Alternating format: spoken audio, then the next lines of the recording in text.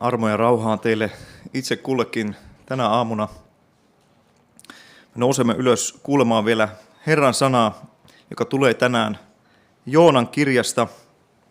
Kääntyä Joonan kirjaan löytyy sieltä Obadian ja Aamoksen kirjan jälkeen ja ennen Miikan kirjaa. Joonan kirjan 1. luvusta. Joonalle, Amittain pojalle, tuli tämä Jahven sana. Nouse ja mene Niiniveen, siihen suureen kaupunkiin, ja saarnaa sitä vastaan, koska sen pahuus on noussut minun kasvojeni eteen. Mutta Joona nousi paetakseen Jahven kasvojen edestä Tarsiiseen.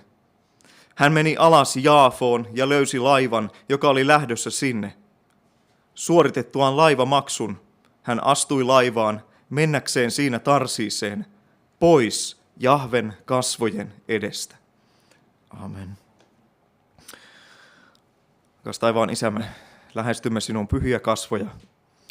Herra, suo, että me emme olisi niin kuin Joona, joka juoksee pois sinun kasvojesi edestä, vaan että Herra, me etsisimme sinun kasvojasi ja Herra, saisimme kokea, että me löydämme sinun kasvosi juuri tässä ja juuri nyt, kun me katsomme, mitä sinun sanasi meille opettaa. Herra, avaa meidän sydämemme ja silmämme, korvamme vastaanottamaan sinun sanasi. Ja suo, Herra, meidän löytää ne virvoittavat lähteet ja ne vedet, Herra, jotka todella tuovat meidän sielullemme virvoituksen. Ole kanssamme Jeesuksen nimessä. Amen.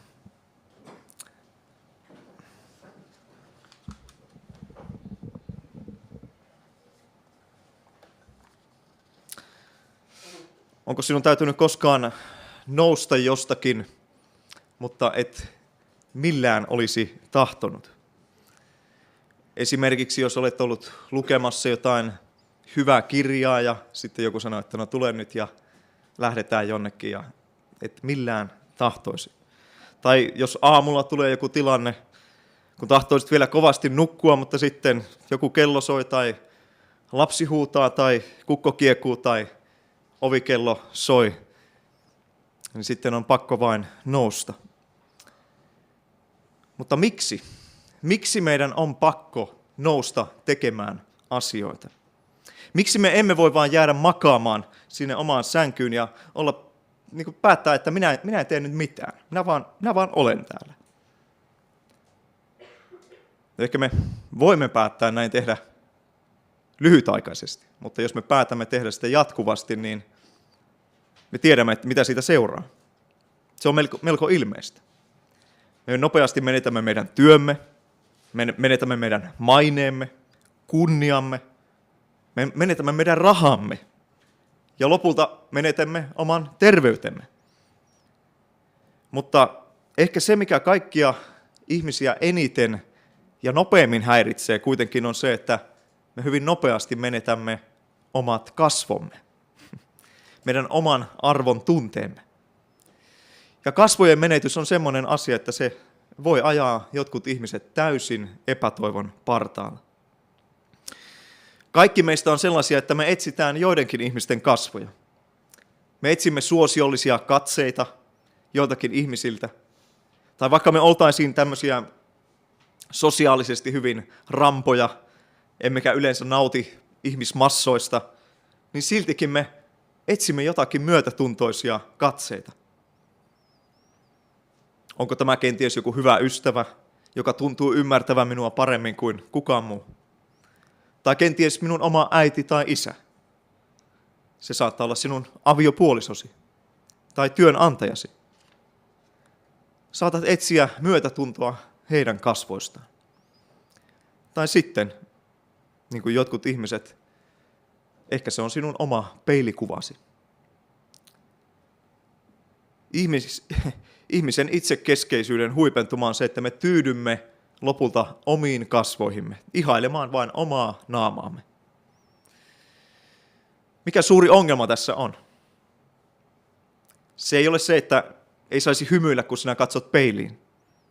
Ei se, että meidän ei tulisi katsella toistemme kasvoihin, vaan se ongelma on, että me teemme tämän sen kustannuksella, että meidän ei tarvitsisi kohdata Jumalan kasvoja. Ihmisen perusongelma syntiinlankemuksen jälkeen onkin, että me emme tahdo etsiä Jumalaa. Emme tahdo etsiä Jumalan kasvoja. Ja jotta ihminen välttää tämän, niin hän pakenee tavalla tai toisella. Mutta Herra saa meidät lopulta aina kiinni. Ja siitä meidän tämänkertainenkin tekstimme puhuu. Me olemme nyt siis Joonan kirjassa. Pohdin pitkään, minkä kirjan alkaisin saarnaamaan seuraavaksi. Ja olin jo melko varma siitä, että aloitan saarnaamaan jotakin pikkuprofeettaa. Mutta kaiken rukouksen ja pohtimisen päätteeksi sitten päädyin lopulta Joonan kirjaan monien muiden vaihtoehtojen joukosta. Joonan kirjahan on meille useimmille äärimmäisen tuttu kirja.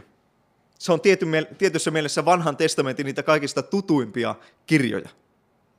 On vaikea edes löytää sellaista ihmistä, olipa hän sitten kristitty tai ei, joka ei olisi kuullut Joonasta kalan vatsassa.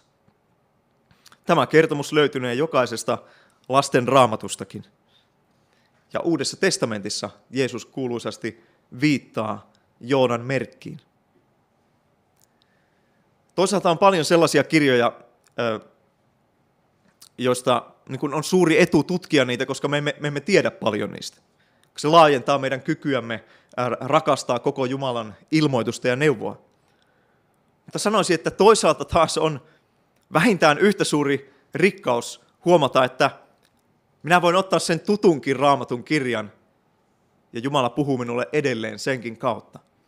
Minä löydän edelleen tästä jotain uutta, mitä minä en ole nähnyt aikaisemmin. Jumalan ilmoitus on niin syvä, että me voimme Jumalan hengen avulla ammentaa sieltä esiin rikkauksia, mitä emme ole aikaisemmin nähneet. Mutta niin kuin aina kun aloitamme uuden kirjan, niin meidän on hyvä kysyä muutamia kysymyksiä ja miettiä tämän kirjan peruslähtökohtia. Eli mikä on asiayhteys? Milloin Joonan kirja kirjoitettiin ja kuka sen kirjoitti? Jos edellä käsittelimme Hakkain kirjaa, pikkuprofeetta Hakkaita, ja Hakkain kirja kirjoitettiin silloin Babylonian pakkosiirtolaisuuden jälkeisellä ajalla, joskus 500 tai 400 ennen Kristusta, niin nyt Joonan kirja tulee muutamaa sukupolvea ennen tätä. Se tulee ennen Babylonian pakkosiirtolaisuutta, jossa siis koko Israel vietiin pois. Mutta se tulee myös ennen tätä Babylonian pakkosiirtolaisuutta edeltänyttä Assyrian pakkosiirtolaisuutta, missä ne Israelin 10 heimoa vietiin pakkosiirtolaisuuteen. Eli vielä Israel ei ole kokenut pakkosiirtolaisuutta. Tämä kirja ajoittuu vuoden 760 ennen Kristusta paikkeille, kuningas Jerobeam toisen aikana. Ja tämä kirja on kirjoitettu sellaisessa tilanteessa, missä itse asiassa Israelilla on melko laajat rajat, laajemmat kuin mitä ne tänä päivänä näyttävät kartalla.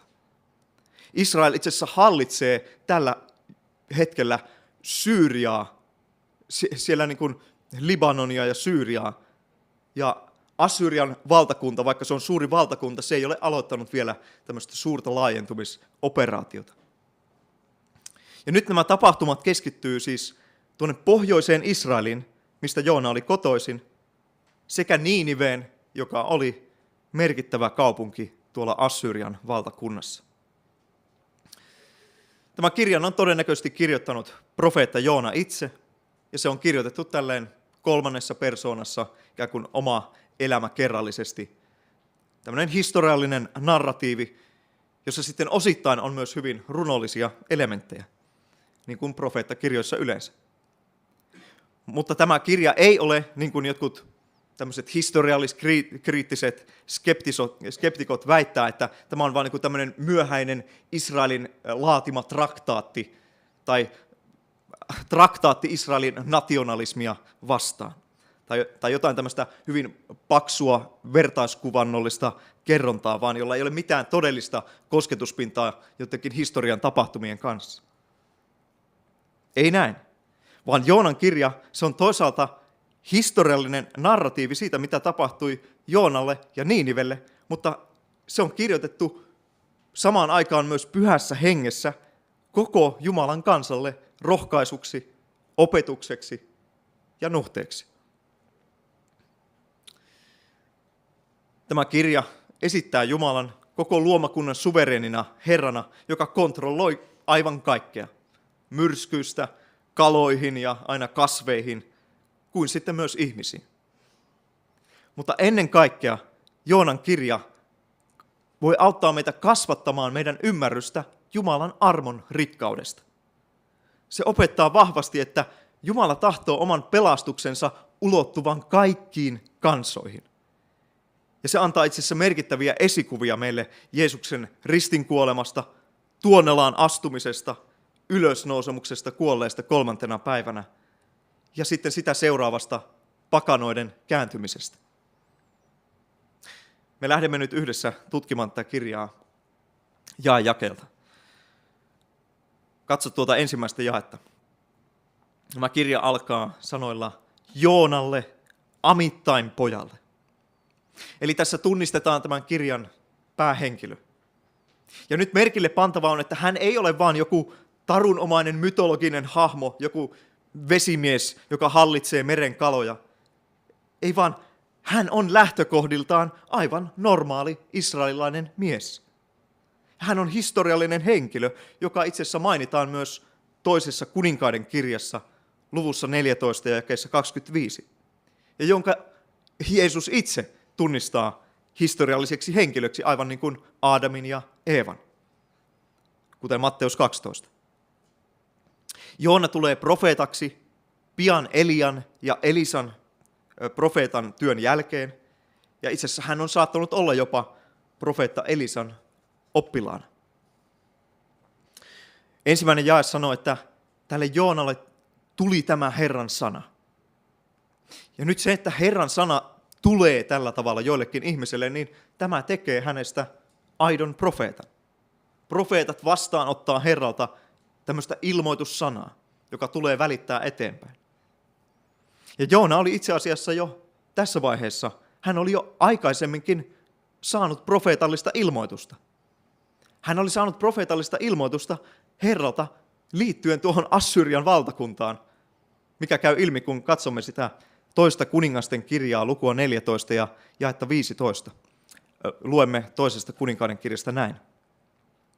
Hän, kuningas Jerobeam, hän kuitenkin palautti entiselleen Israelin alueen Hamatin rajalta kuolleeseen mereen saakka.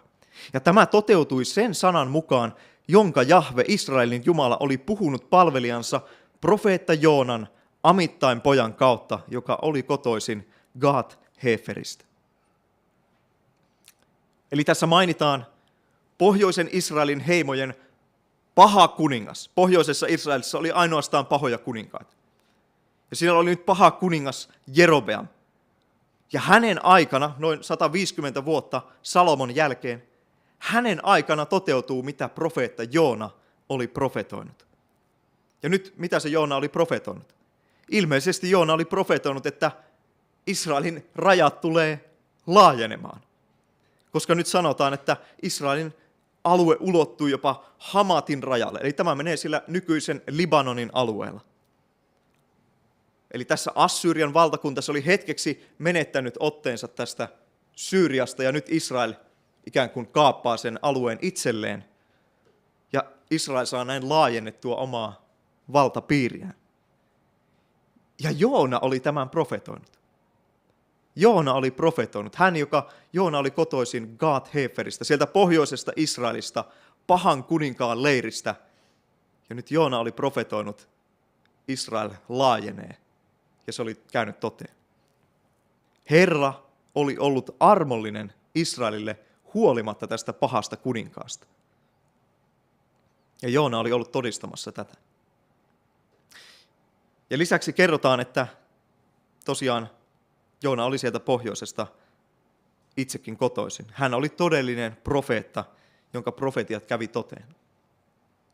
No katso jaetta 2. Nyt Herran sana tulee jälleen Joonalle ja Herra antaa 2 selkeää käskyä. Ja ensimmäinen on, että nouse ja mene Niiniveen, siihen suureen kaupunkiin. Eli tämä ensimmäinen käsky on nousta, lähteä liikkeelle, aktivoitua. Mutta minne Joona pitää mennä? Siihen suureen kaupunkiin, Niiniveen. Siis tämä on tunnettu kaupunki tuohon aikaan ja se on itse asiassa sen ajan suurimpia ja kukoistavimpia kaupunkeja. Ja tästä kaupungin suuruudesta mainitaan myös myöhemmin Joonan kirjassa. Joonan kirjoitusajan hetkellä Niinive ei ollut se pääkaupunki, mutta myöhemmin siitä tulisi koko Assyrian valtakunnan pääkaupunki.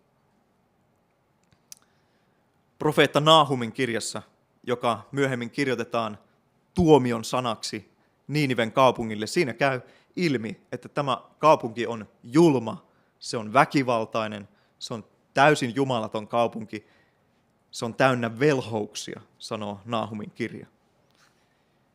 Ja nyt Joonaa kutsutaan lähtemään tuonne Assyriaan, Niiniveen, tämän viholliskansan pariin. Ja tekemään mitä? Nyt juurihan Herra oli riistänyt nyt Assyrialta alueita. Hän oli antanut ne Israelille huolimatta tästä pahasta kuninkaasta. Ja nyt pyydetään, että mene sinne pahan valtakunnan keskipisteeseen. Mitä Joona on siellä tekemässä? Ja tuo jae 2 kertoo meille. Herra antaa tämän käskyn. Ja saarnaa sitä vastaan, koska sen pahuus on noussut minun kasvojeni eteen. Eli Joona saa käskyn saarnata Niiniveä vastaan. Miksi? Koska Niiniven pahuus nyt vaatii sitä tuomion julistusta. Niiniven pahuus on kertynyt, se on kumuloitunut, se on kasaantunut. Se on noussut niin paljon, että nyt on Herran profeetankin aika nousta ja reagoida siihen. Pahuus on noussut Herran kasvojen eteen.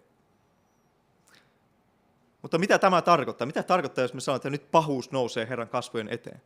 Siis että Herrako ei niin kuin näe jotain pieniä syntejä. Että pitää olla riittävän iso syntiröykkiö, niin sitten Herra näkee sen, että joo, siellä se on. Ei tietenkään, vaan Jumala tietää ja tuomitsee meidän ajatuksetkin. Sinä et voi salata häneltä mitään. Eli mitä tämä tarkoittaa, että pahuus nousee Herran kasvojen eteen? Ajattelen, että luultavasti se tarkoittaa sitä, että nyt Jumalan kansa ja ne ympärillä olevat ihmiset alkaa huutaa Herran puoleen tämän Niiniven tähden. He katsoo sitä ja he rukouksissa huutaa Herran puoleen. Auta meitä. Ja Herra nopeasti vastaa tähän rukouksiin. Ja Herran rukousvastaus on, että hän päättää lähettää Joonan tuomion merkiksi heille. Saarnaamaan heidän syntiä vastaan. Saarnaamaan Jumalan lakia, joka tuomitsee ihmisen syntiseksi. Siis suhteellisen yksinkertainen missio. Nouse ja mene, tiedät kyllä minne. Sinne vihollisten luokse. Ja saarnaa heille, että Herran kasvot on nyt kääntyneet teitä vastaan. Ja hyvin samankaltaisia missioita Jumala oli antanut muille profeetoille. Ja itse asiassa nämä edeltävät 2 profeettaa, Elia ja Elisa, molemmat heistäkin oli saanut tietynlaisia missioita, jotka keskittyy juuri pakanakansojen pariin. Jeesus itse puhuu tästä Luukkaan evankeliumin luvussa 4, jakas 24, kun Jeesus puhuu synagogassa. Jeesus sanoo näin, Luukas 4:24. Totisesti minä sanon teille, yksikään profeetta ei ole arvostettu kotikaupungissaan. Minä sanon teille totuuden. Israelissa oli monta leskeä Elian aikana, kun taivas oli suljettuna 3 vuotta ja 6 kuukautta ja koko maahan tuli kova nälänhätä.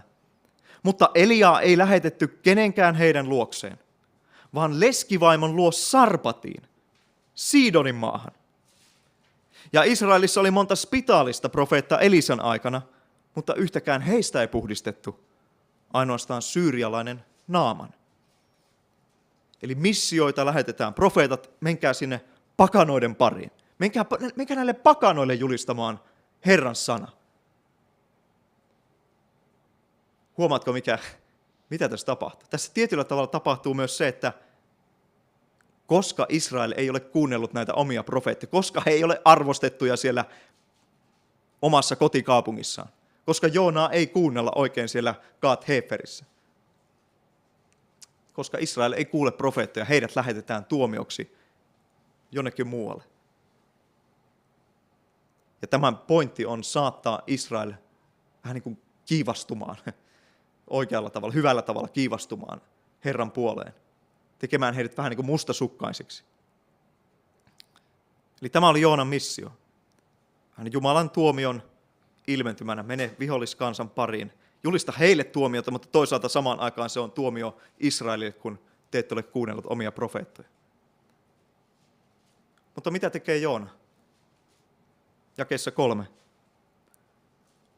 Mutta Joona nousi paetakseen Herran kasvojen edestä Tarsiiseen.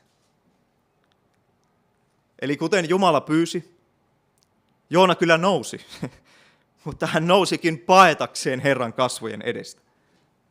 Ja nyt huomaa heti, miten tavallaan runollinen sommittelu tässä on. Niiniven synnit on nousseet Herran kasvojen eteen versus nyt, että Joona nousee paetakseen Herran kasvoja.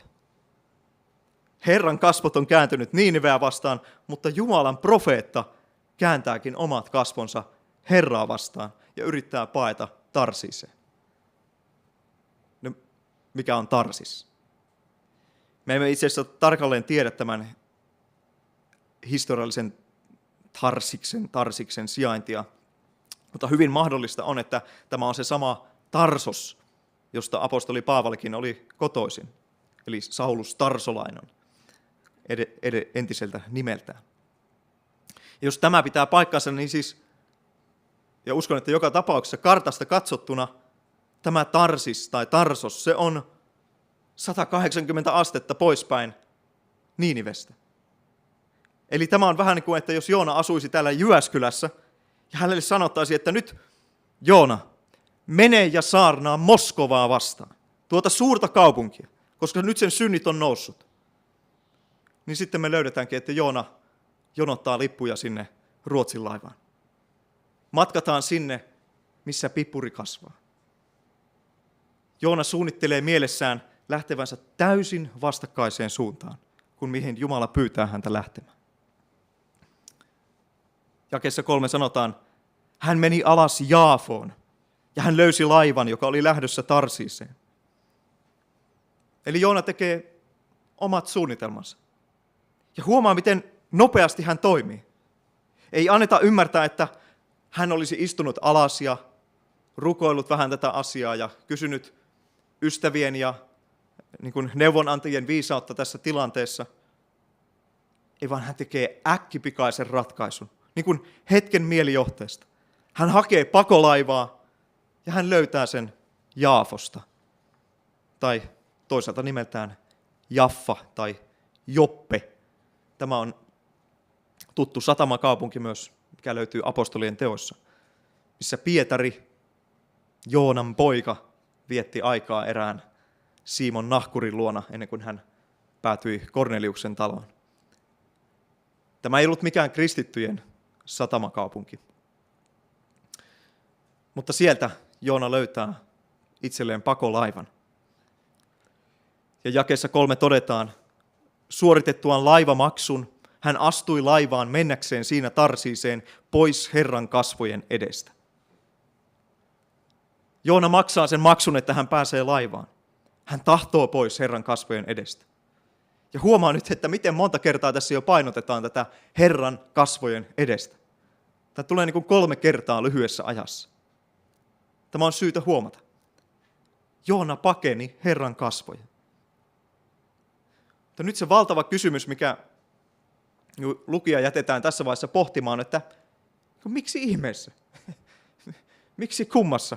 Mikä saa Herran profeetan lähtemään pakoon, jättämään oman työnsä, oman kutsumuksensa ja nyt suurtaamaan muille maille? Ja vastaus tähän kysymykseen piilee siinä, että Joona ymmärsi jotakin Jumalan armosta. Hän ymmärtäisi itse asiassa, mitä tapahtuisi, jos hän menisi ja tekisi nyt sen, mitä Herra pyysi häntä tekemään. Jos hän menisi ja jos hän julistaisi tuon synnin ja tuomion saarnan niiniveläisille, niin Jumala tulisikin käyttämään tätä sytyttääkseen heissä synnin tunnon, ja hän tulisi armahtamaan vielä ne, jotka tekevät parannuksen. Joona tiesi, että Jumala on tämmöinen armollinen Jumala. Juurihan heillä oli se paha kuningas, ja Jumala silti antoi heidän saada siunauksen. Mutta Joona ei tahtonut, että niiniveläiset saisivat Jumalan armon. Hän oli kyllä valmis vastaanottamaan Jumalan armon itse. Hän ei suonut sitä muille. Miten vaikeaa meidän on suhtautua armollisesti niihin, jotka on satuttaneet meitä tai loukanneet meitä tai puhuneet meistä kaikenlaista pahaa. Toisaalta on niin kuin helppo sanoa, että joo, Jumalan armohan se on niin kuin yleinen ja se kuuluu niin kuin yleisesti kaikille. Se on suhteellisen helppo tehdä tämmöinen teologinen statementti, että joo, Jumalan armo on tämmöinen laaja. Mutta sitten, kun tämä pitäisikin sanoa niistä, jotka on olleet meitä vastaan, niistä, jotka on satuttaneet meitä todellisella tavalla, niin tämä tuntuu paljon, paljon vaikeammalta. Mutta juuri tähän Herra meitä kutsuu. Juuri tähän hän kutsuu Joonaa. Käsittämään, että Herran armo kuuluu syntisille kaikista kansoista. Mikä Joonaa motivoi tässä hänen toiminnassa? Ensinnäkin ajattelen, että Joonaan motivoi viha ja katkeruus. Viha ja katkeruus. Hän vihasi niiniveläisiä. Hän saattoi muistella, miten he on harjoittanut tätä epäjumalien palvontaa omien patsaidensa kunniaksi. He on vainonneet Israelia. Ja on hyvin, että Joona on sieltä pohjoisesta Israelista kotoisin. Ehkä hän on itse saanut jopa kokea jotain tästä Assyrian vainosta. Niinpä hän ei voinut olla ajattelematta, että he on täysin jumalattomia. Ei he ansaitse edes kuulla julistusta tuomiosta, koska tuomionkin julistus voi kääntyä armolliseksi. Kun sinä kuulet sinun omat synnit tuomittavan, niin se on semmoinen tilanne, missä sinä voit tehdä tietoisen päätöksen. Joko sinä tietoisesti jatkat omissa synneissäsi ja sinä kärsit sen tuomion, mikä olet kuullut, että on tulossa, tai sitten sinä teet parannuksen ja sinä vetoat anteeksi antoon ja armoon Herran edessä. Luther sanoisi, että tarvitaan sekä lakia että evankeliumia. Tarvitaan se lain kuokka kuokkimaan sitä kivipeltoa, mikä ihmisen sydän on, ja pehmittämään sitä, osoittamaan ihmisen synti. Ja sen jälkeen tarvitaan evankeliumi osoittamaan, että Kristus on jo täyttänyt sen lain. Hän on jo antanut itsensä meidän puolestamme syntiuhriksi. Mutta Joona ajatteli, että pitäähän sillä Jumalan armolla joku raja olla. Että ei Herra voi armahtaa ihan ketä tahansa. Siis sekin oli jo varmaan niin tarpeeksi paha, että Israelia armahdettiin sen pahan kuninkaan siitä huolimatta. Mutta nyt, että vielä niiniveläiset. Niin kuin, että eikä nyt sentään niiniveläisiä. Ja meidän on helppo silleen lukea tätä tekstiä ja niin kuin moittia omassa mielessämme tässä, että no olipas Joonalla niin kuin syntinen asenne. Mutta tutkipa hetki niin kuin omaa sydäntäsi. Tutkipa omaa sydäntäsi. Eikö me olla itsekin toimittu juuri samoin? Tarkista sinun omat ennakkoluulosi eri kansanryhmiä kohtaan juuri nyt. Ketä sinä pidät tämmöisenä niiniveläisenä? Katsotko ehkä sinne itärajan yli tai Atlantin yli tai etelään? Katsotko Filisteaan tai Palestiinaan tai katsotko jotakin maan osaa tai kaupunkia? Että no niin, joo, tällaisia ne hesalaiset on. Tai onko joku ihmisryhmä, jota sinä sisimmässä halveksit? Niin, että mieluummin muuttaisit ulkomaille, kun tulisit samaan pöytään heidän kanssa ja puhuisit heille ystävällisen sävyn. Tai onko joku toinen seurakunta tai kirkkokunta, jostain syystä syvästi halveksit?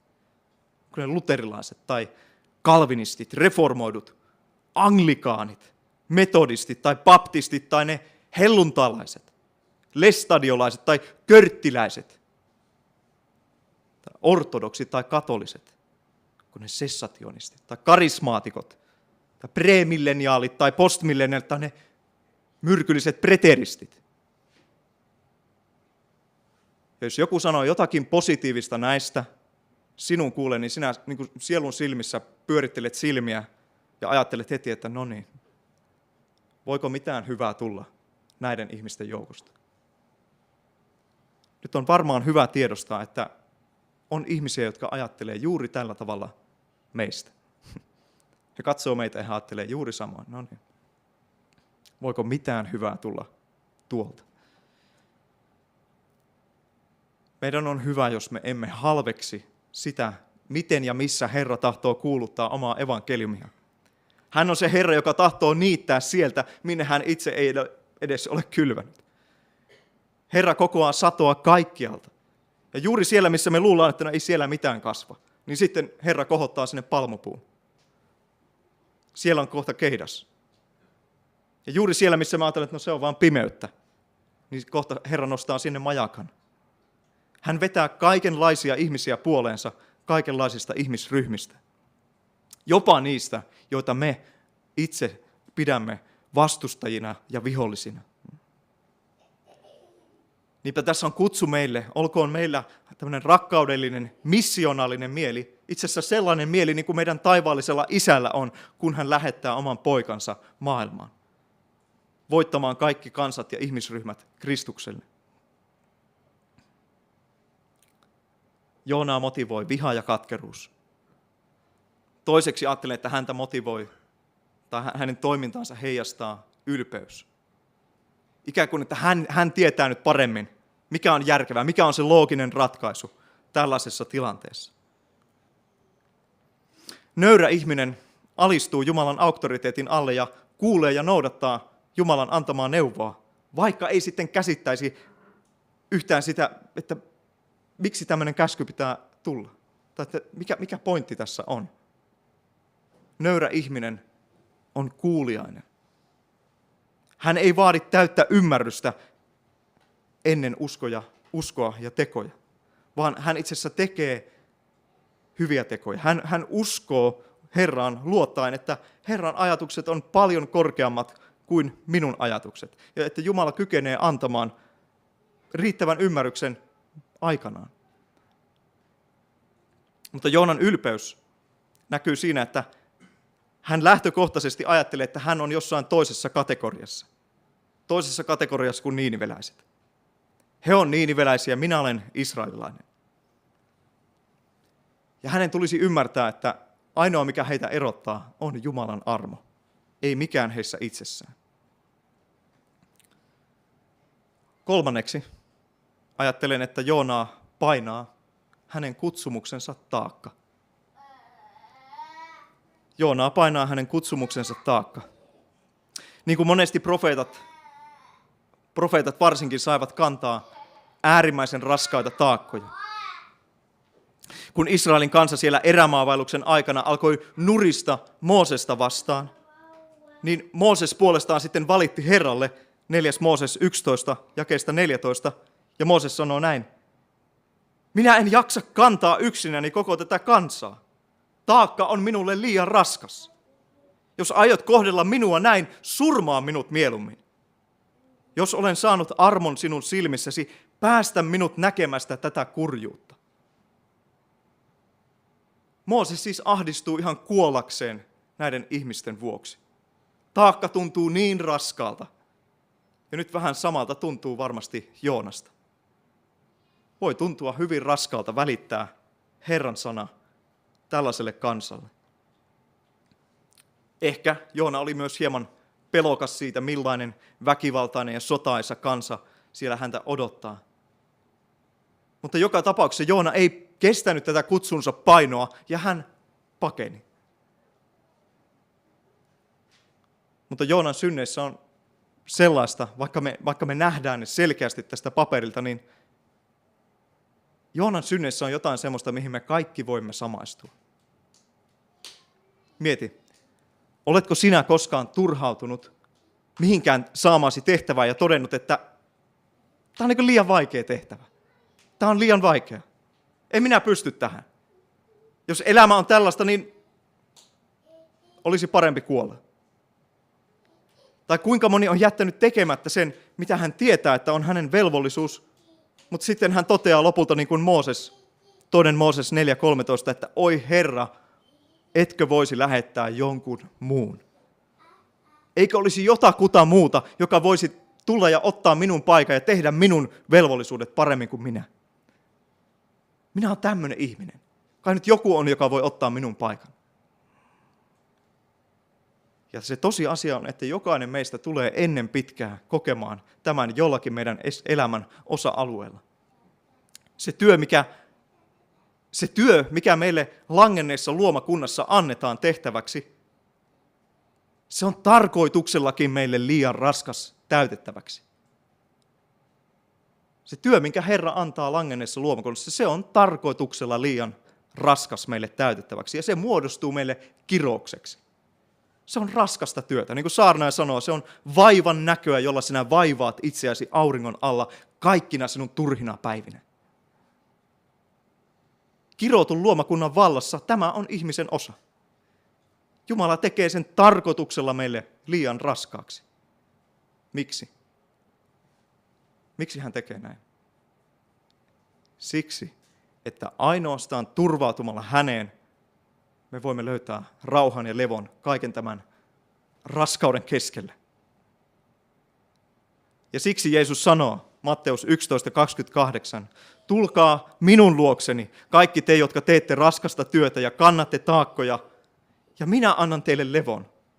Ottakaa minun ikeeni päälleni ja oppikaa minusta, sillä minä olen sävyisä ja nöyrä sydämeltäni. Näin te löydätte levon sielullenne. Sillä minun ikeeni on sopiva ja minun kuormani on kevyt. Kristuksen kanssa sinusta ei tule työtöntä. Kristus ei sano, että tule minun luokse ja istu sohvalle ja makaa siinä loppuelämä. Odota, että yhteiskunta tulee ja ruokkii sinut. Ei, vaan Kristuksen kanssa, kun sinä tulet kristityksi, sinä jatkat edelleenkin sitä raskasta arkea. Raskasta vaivan näköä auringon alla, kaikkina sinun päivinäsi. Mutta ne ei ole enää turhia päiviä. Ne ei ole turhia päiviä. Samaan aikaan, kun sinä olet Kristuksen kanssa, sinulla on rauha sielussasi. Ja ainoastaan Kristuksessa ja Jumalan avulla me voidaan tehdä kaikki meidän työ menettämättä meidän järkeä ja menettämättä meidän toivoa. Ilman Jumalan apua sinun ja meidän elämä tulee päättymään valtavaan turhautumiseen ja epäonnistumiseen viimeistään siinä vaiheessa, kun me ymmärretään, että mun elämä on itse asiassa katoamassa. Mun elämä on vaan täynnä tuulen vire ja kohta se on niin kuin kesätuuli pyyhkäisee, sitten se on hetkessä ohi ja tulee kylmä talvi. Ilman Kristusta kaikki, mitä me tehdään, raukeaa tyhjiin. Ja hän itse rohkaisee opetuslapsia ymmärtämään tämän, että ilman minua te ette voi tehdä mitään. Ilman Kristusta kaikki meidän rakennukset on juoksuhiekalla. Oli kyse meidän omaa vanhurskaudesta tai käsityksestä miehuudesta tai naiseudesta tai avioliitosta tai meidän isyydestä tai äityydestä tai lapsena olemisesta. Ilman Kristusta emme me ole hyviä lähimmäisiä ja ystäviä. Me rakastutaan ainoastaan omiin kasvoihin ja me paetaan kaikkien muiden kasvoja. Ilman Kristusta sinä et pysty yhtään mihinkään. Mutta samaan aikaan se kääntöpuoli on myös totta. Niin kuin Paavali sanoo, Filippiläiskirjan 4.13. Kaiken minä voin hänessä, joka minua vahvistaa. Kristuksessa se synnin taakka on jo kannettu. Kaikki muutkin taakat kutsutaan nyt heittämään hänen jalkojensa juureen. Niinpä kristitty, älä tee sitä, mitä Joona teki. Älä tänään pakene Herran kasvoja. Älä pakene sinun omaa kutsua. Älä pakene työpaikalla, yrittäen luistaa omista velvollisuuksista, jotka tuntuu nyt haastavilta ja ikäviltä. Älä pakene sinun omassa kodissa tai avioliitossa etsien jotain omaa etua ja kiinnostusten kohteita. Ja miehet, isät, älkää paetko vastuuta perheen päänä, hyvänä taloudenhoitajana. Vaimot ja äidit, älkää paetko sitä kutsua, jonka Jumala on sinulle antanut oman miehesi apuna. Älä pakene seurakunnassa suhteessa muihin veljiin ja sisariin. Meidän on otettava vakavasti se, että me olemme saman ruumiin jäseniä Kristuksessa. Ja meidän kaikkien on hyvä jo viikon aikana valmistaa meidän omaa sydäntä yhteiseen Jumalan palvelukseen. Pastorikaan ei voi vaan lentää niin kuin joku leija ja tuuliviiri kaupungista toiseen ja etsiä, että no missä minä nyt saan enemmän ihmisiä ja nimeä itselleni. Missä minun status on kaikesta arvokkain. Ei vaan hänen on pysyttävä ja huolehdittava omasta laumastaan. Ja samoin seurakuntalaisten ei tule vaan hyppiä ja pomppia seurakunnasta toiseen kuin jossain kauppakeskuksen putiikeissa, vaan on hyvä sitoutua yhteen paikallisseurakuntaan ja etenkin niihin ihmisiin, jotka sen muodostaa. Meidän ei myöskään tule paeta biologisia tosiasioita, meidän sukupuoltamme, niin kuin tämä aika rohkaisee monia tekemään ja eksperimentoimaan, että jos sinä huomaat, että sinut on luotu mieheksi, niin kiitä Herraa siitä ja iloitse siitä. Jos sinä huomaat, että sinä olet nainen ja sinut on luotu naiseksi, niin kiitä Herraa siitä ja iloitse siitä. Älä pakene sinun kutsua naisena tai miehenä. Ja kuvittele, että no ei kun minä olen vaan joku ei-binäärinen. Minä voin rikkoa rajat ja minä voin olla jotain muuta, mitä kukaan muu ei ole. Monet kyllä yrittää tätä, mutta turhaan. On olemassa sellaisia rajoja ja kaistoja, mitä sinä et voi muuttaa. Eihän kukaan ole binäärinen, ei-binäärinen siellä autotiellä, kun hän ajaa. Eihän mene siihen keskelle tietä ajamaan, niin hän sanoo, että minulla on oma kaista. Hän törmää kaikkiin autoihin. Ja samanlainen törmäys todellisuuden kanssa seuraa niille, jotka kiertää biologiset perusfaktat. Meidän ei tule paeta Herran kasvoja. Mutta Joona suuntaa Tarsikseen. Mitä profeetta Joonan olisi tullut tehdä, kun hän on saanut tämän Jumalan käskyn? Hänen olisi tullut ehkä hetkeksi istua alas, sen jälkeen kun hän on noussut ylös ja aloittanut matkansa, mutta sitten istua alas ja valmistella sitä saarnaa, mitä hän tulisi saarnaamaan Niinivessä. Valmistamaan itseään siitä, että minä voin koko sydämestäni puhua heille. Mutta sen sijaan Joonan pakomatka vei hänet kohti Tarsista. Ja Joona tuskin oli menossa sinne Tarsiiseen, vaan opiskelemaan jossain raamattukoulussa ja vähän, että miten tulkita Herran sanaa. Ei vaan hän yrittää paeta nyt jonnekin, missä hän ei kokisi Herran läsnäoloa. Se tekstihän sanoi, että hän yrittää paeta Herran kasvoja. Hän yrittää mennä Herran kasvojen ulottumattomiin. Siis käytännössä hän etsii paikkaa, missä Herran läsnäoloa ei koeta. Hän hakee piilopaikkaa jumalattomien ihmisten seurasta. Mutta niin kuin me tulemme näkemään myöhemmin, Joona ei pääse Herran kasvoja pakoon. Mutta tässä on meillekin opetus. Älkäämme mekään ajatelko, että jos minä hylkään Jumalan kutsun, niin sitten minä voin alkaa elämään jotain huoletonta elämää jossain Tarsiissa. Älkäämme ostako sitä risteilylippua sinne jumalattomien kanssa. Psalmi 1 varoittaa meitä vakavasti. Autuas on se mies, joka ei vaella jumalattomien neuvon mukaan, ei viivy syntisten teillä eikä istu pilkkaajien parissa. No mikä vaara siinä on, kun me istumme pilkkaajien pariin? Sananlaskut kertovat sen meille. Sanalasku 22-24. Älä ryhdy äkkipikaisen ystäväksi. Äläkä liittoudu helposti kiivastuvan kanssa, ettet tottuisi hänen teihinsä ja saattaisi sieluasi ansaan. Ja Paavali tiivistää tämän saman ajatuksen ensimmäisen korinttilaiskirjan luvussa 15, jakeissa 33, kun hän sanoo, älkää eksykö, huono seura, hyvät tavat turmelee. Se, että meistä tulee kristittyjä, ei tee meistä missään määrin immuuneja jumalattomien seuran haitalliselle vaikutukselle. Minä huomasin tämän itse, kun vietin vuoden armeijassa ja sain viettää pitkiä aikoja joukossa, missä hyvin harva ihminen avoimesti tunnustautui Kristuksen seuraajaksi. Ja kun kaikki siinä ympärillä käyttäytyy jumalattomasti, sopimattomasti ja he kiroavat jatkuvasti, niin kyllä se lopulta vaikuttaa myös minun omaan ajatusmaailmaan ja käytökseen. Juopottelu, irstaus, kiroaminen. Pian nämä kaikki seurasivat minuakin. Ja me tiedämme kaikki myös Lootin, joka pikkuhiljaa pystytti telttaa lähemmäs sitä Sodomaa, kunnes hän sitten lopulta asuu siellä ja tulee vaikutetuksi tuon kansan synneistä.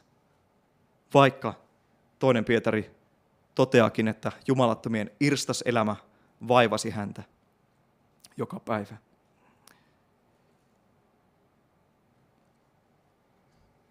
On kovin inhimillistä ja Aadamin kaltaista, että me hylkäämme sen aseman, mihin Jumala meidät asettaisi ja jota Jumala kutsuu hyväksi. Ja että me menemme ja etsimme jonkinlaisen piilopaikan Jumalalta. Se, että profeetta Joona pakenee Herran kasvoja, ei siis ole mikään poikkeuksellinen ilmiö. Meidän ei tarvitse nyt kurkistella olkamme yli toisiamme, että kenestäköhän se Eelis täällä puhuu. Me kaikki tiedämme. Tämä teksti soveltuu meihin kaikkiin. Tämä soveltuu juuri sinuun ja juuri minuun. Juuri me olemme niitä, jotka on paenneet Herran kasvoja, niin kuin kaikki muutkin. Niin kuin Paavali sanoo roomalaiskirjan luvussa 3. Miten siis on? Olemmeko me parempia? Emme suinkaan. Olemme juuri osoittaneet, että kaikki niin juutalaiset kuin kreikkalaiset ovat synnin alaisia. Onhan kirjoitettu, ei ole ketään vanhurskasta, ei ainoatakaan, ei ole ketään ymmärtäväistä, ei ketään, joka etsii Jumalaa. Kaikki ovat poikenneet pois, kaikki tyynni kelvottomiksi käyneet. Ei ole ketään, joka tekee hyvää, ei ainoatakaan. Siis me olemme kaikki paenneet Herran kasvoja meidän synneissämme.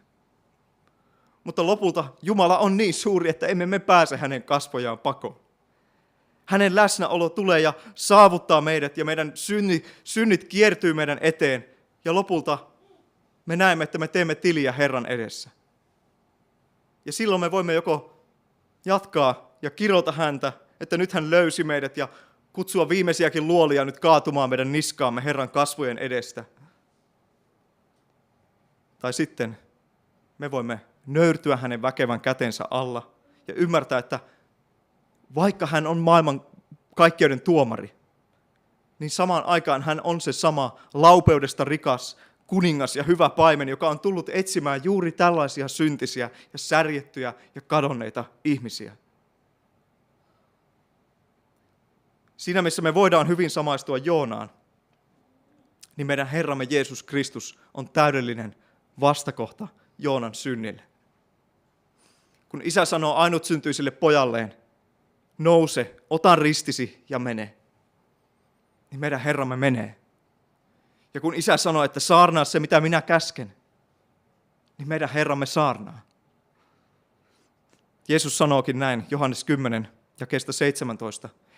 Isä rakastaa minua, koska minä annan henkeni ottaakseni sen takaisin. Kukaan ei sitä minulta ota, vaan minä annan sen itse. Minulla on valta antaa se ja minulla on valta ottaa se takaisin. Tämän käskyn minä olen saanut isältäni. Ja Jeesus sanoo myös, Johannes 12, 48. Joka halveksii minua eikä ota vastaan minun sanojani, hänellä on tuomitsijana se sana, jonka minä olen puhunut. Se tuomitsee hänet viimeisenä päivänä. Sillä en minä ole puhunut omia ajatuksiani. Isä, joka on minut lähettänyt, on antanut minulle käskyn, mitä minun on sanottava ja mitä puhuttava. Minä tiedän, että hänen käskynsä on iankaikkinen elämä. Minkä minä siis puhun, sen minä puhun niin kuin isä on minulle sanonut. Herra Jeesus osoittaa olevansa täydellisen kuuliainen. Hän on täydellinen profeetta tässä. Hän sanoo juuri sen, mitä isä käskee. Ja totta kai Jeesus on enemmän kuin profeetta. Joku muslimi kuulee ja sanoo, että no niin, aamen. Jeesus on itse Jumala. Hän on Jumalan poika. Ainut syntyinen Jumala. Hän on kuuliainen Isän käskylle aina ristin kuolemaan asti. Hän tekee sen, mitä me emme voi tehdä. Ja kun me lankesimme, niin hän nousi, hän kohotti oman ristinsä ja hän valmisti täydellisen pelastuksen. Kristus ei kadottanut omaa kutsuaan. Kristus ei kadottanut omaa kutsuaan.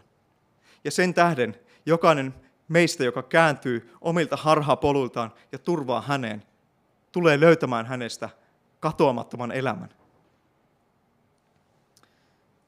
Veljet ja sisaret, olkoon meilläkin tämä sama Kristuksen mieli.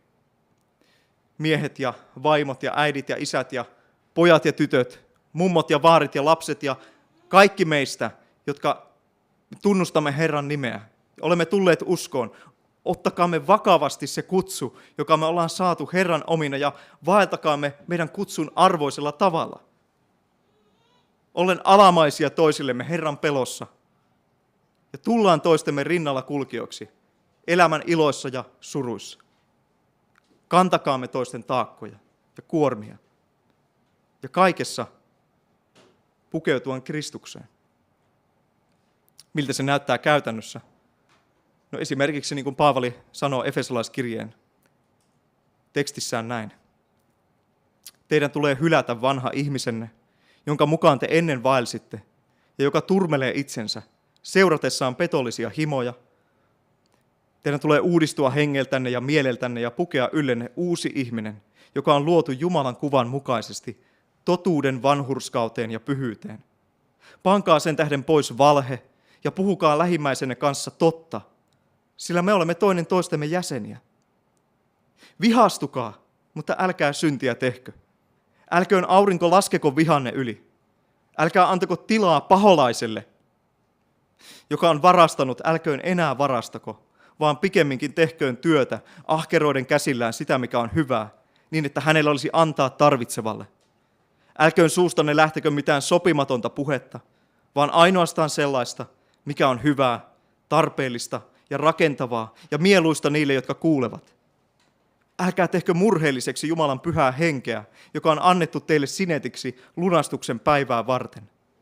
Kaikki katkeruus, kiukku, viha, huuto ja herjaaminen, kaikenlainen pahuus olkoon pois teistä. Olkaa toisianne kohtaan ystävällisiä ja hyväsydämisiä ja antakaa toisillenne anteeksi, niin kuin Jumalakin on Kristuksessa antanut teille anteeksi. Olkaa siis Jumalan seuraajia, niin kuin rakkaat lapset. Profeetta Joonan tulisi vielä opetella pois omasta katkeruudestaan niiniveläisiä kohtaan. Ja samoin meidän tulee repiä kaikki katkeruuden juuret pois meidän sydämestämme, jos me tahdomme seurata Kristusta. Koska hän on antanut meille paljon anteeksi, on meidänkin mahdollista antaa anteeksi toinen toisillemme. Ja niille, jotka on meitä vastaan rikkoneet. Olkoon tämä riittävä kehotus meille Jumalan sanasta tälle päivälle. Jos Herra suo, niin me saamme tulevilla viikoilla oppia vielä paljon lisää Joonasta ja hänen pakomatkasta ja miten Herra palauttaa hänet omilta teiltään ja opettaa lisää armonsa rikkaudesta. Mutta tiivistyksenä vielä näistä jakeista on siis se, että me voimme yrittää paeta monin tavoin. Me voimme yrittää paeta omasta kutsumuksestamme, omasta kodistamme, omasta seurakunnasta tai kotimaasta tai yhteiskunnasta. Mutta se lopputulema kaikessa on, että me emme pääse Herran kasvoja pakoon. Me emme pääse Herran kasvoja pakoon. Hänen pyhä läsnäolonsa tulee lopulta kohtaamaan meidät. Ja niille, jotka hylkäävät Kristuksen, Jumalan kasvojen kohtaaminen on kauhistuttava tuomion tulen päivä. Mutta meille, joille Kristus on kaikki kaikessa, Jumalan kasvojen kohtaaminen on meidän lepomme täyttymys. Se on se, kun Herran omat saa katsella meidän Jumalamme kasvoja ja muuttua sen kuvan kaltaisuuteen, mitä me näemme. Se toivon näkymä, mihin me voimme tänäänkin jo kiinnittäytyä, on tässä.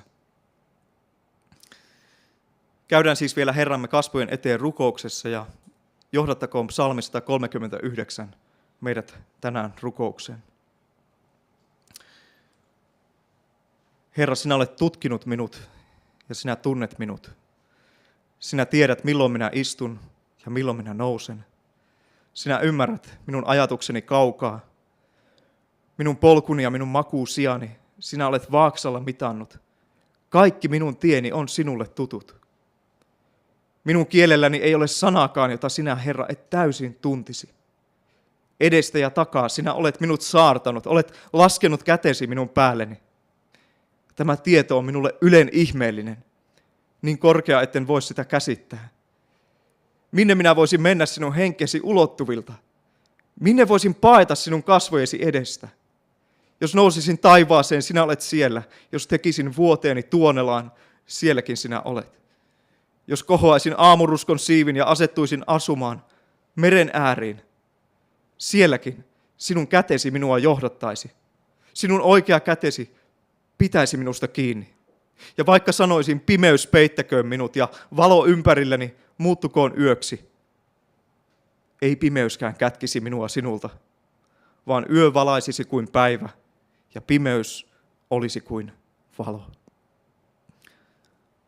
Rakas taivaan Isämme, kiitämme tästä sanasta ja pyydän, että Pyhän Henkesi kautta valaisisit meidän sisäistä ihmistämme. Ja Herra, auta meitä, jos me olemme langenneet niin kuin Joona on monella tavalla, niin Herra, auta meitä pääsemään pois vihasta, katkeruudesta, kaikesta, Herra, mikä johtaa meidät pakenemaan omaa kutsumustamme, omaa työtämme, omaa paikkaamme. Herra, kaikesta, mikä johtaa meidät pakenemaan sinun kasvojasi.